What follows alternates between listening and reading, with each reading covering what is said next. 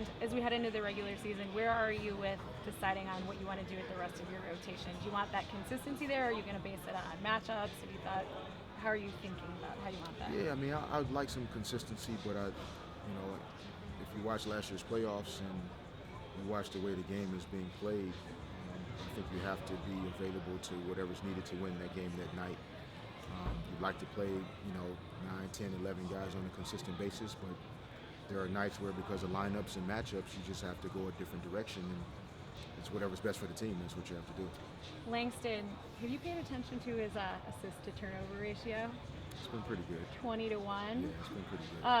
What would you attribute that to? Working hard in the summer and understanding, what it takes to get better. He obviously had a really good rookie season and very confident in who he is and the fact that he belongs at this level. And now he's just starting to isolate certain parts of his game that he can improve on. And that was one of them in terms of ball handling, decision making, and screen rolls. And he's fantastic. And so we just have to continue to push him and help him understand what we want him to do. And how much of a difference are you seeing in his confidence? Well, he's a pretty quiet guy. When he speaks, he means what he says. But you can tell that he, last year, I think he had to ask himself, is this really, am I really capable of this? Do I belong here? He played that way.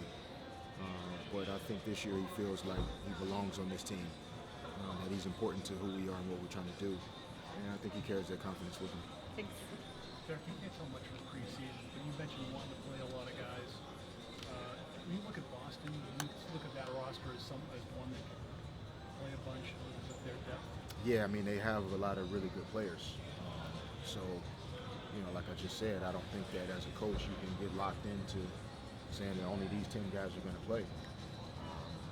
And I think that's great because there's a level of accountability within the locker room where guys know if I don't do my job, there's somebody right next to me that will do it.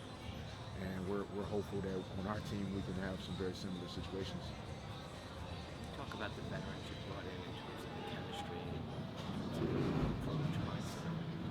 Yeah, I mean, that was a big focus of ours over the summer in free agency and even in the draft in terms of, Kristaps being a really solid young man and Jan, who seems old, just because he stayed in school for 4 years. But, our free agents for sure, Kyle, Robin, Brandon Flalo, guys that have some experience in this league and understand who they are and what they bring to the table.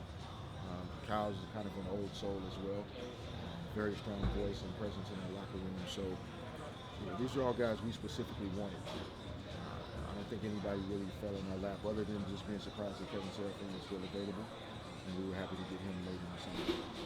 They're a full complement of players today. Everybody's healthy.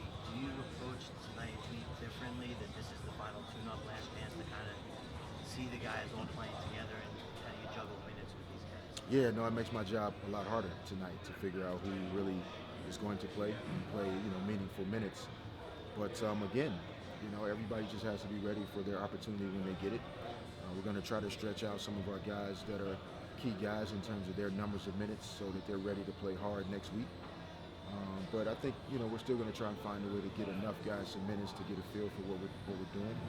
And we'll see how it goes. But, it'll be a little more difficult tonight to figure out who that should be. If you look at this lineup as, I guess the whole team, that for that matter, is a work in progress, and I don't think they've started yet together this year, right? I mean, but they played enough together, or is that evolving? Yeah, no, I think our first group here will have to establish an identity in terms of staying the same way, throughout the course of the season. Between some practices that were missed on and off due to injury, and also a few games, these guys haven't had a lot of time on the floor together as a group. So we'll find out tonight, and if it remains the same next week, we'll see how it's going. Ultimately, like I said, it's what's best for the team. So if it needs to change, it will. Do you have a sense of how long you guys want, how long you want certain guys to play tonight, since this is kind of last dress rehearsal, and also have you made a decision about when you think you'll try to finalize the roster?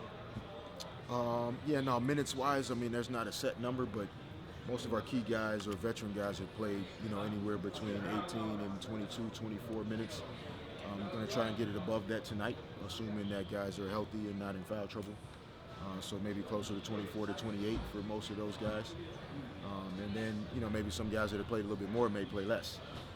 In terms of, finalizing the roster, over the weekend, I'm sure management will call me into their office at some point, and we'll have some conversations about how we want to kind of finalize our roster in terms of getting prepared for opening night.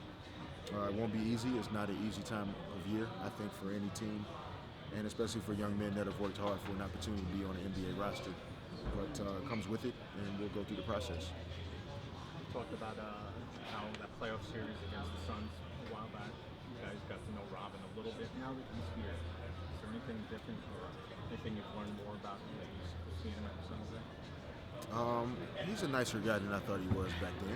He's pretty smart, very intelligent, articulate young man, but definitely just as competitive and, really wants to win. He wants to hold his teammates accountable. So, if anything, I've just learned that seeing that on a daily basis is really good to have on our team. And so I'm hopeful that, we can work with him to keep him healthy. And I think he can really be an anchor for us on both ends of the floor. Do you feel like Kristaps, we've talked about the weight he's putting on and where he'll fit in terms of what types of players he can guard? Do you think it's easier that he'll have a less difficult time transitioning to the NBA game when he's guarding teams like this that like to space the floor with some of their bigs, as opposed to maybe a Milwaukee that has Monroe or Zaza or something like that? Yeah, no, I think Chris will have to learn how to be versatile, which is what he is. And there'll be nights where he's guarding bigger guys and more powerful guys, and understanding how to use his strengths to his advantage. And then there are nights where he's playing against guys that are more stretch players and kind of perimeter-oriented bigs, and he's athletic enough and long enough to do that as well.